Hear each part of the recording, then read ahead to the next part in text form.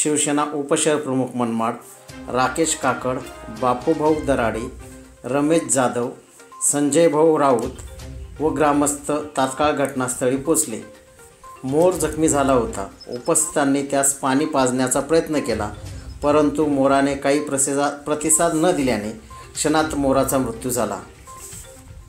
घटनेची माहिती मिळताच वन्य पशुप्राणी मित्र, युवा क्रांती फाउंडेशन, माहिती अधिकार संघटना नाशिक जिल्हा अध्यक्ष भागवत झालटे यांनी त्वरित वन विभागाच्या कर्मचाऱ्यांशी संपर्क साधला असता तात्काळ वन विभागाचे कर्मचारी, वनरक्षक सोनाली वाघ, वन कर्मचारी अंकुश गुंजा घटनास्थळी पोहोचून मोराची पाहणी केली व पुढील वैद्यकीय तपासणीसाठी मोर त्यांच्या ताब्यात दिला।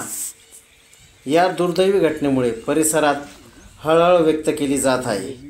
मोर भारताचा राष्ट्रीय पक्षी असून त्याचे संरक्षण करणे ही नैतिक जबाबदारी असून यासारख्या घटना होऊन टाळण्यासाठी रेल्वे प्रशासनाने अधिक दक्षता घेणे गरजेचे असल्याचे मत नागरिकांनी यावेळी व्यक्त केले।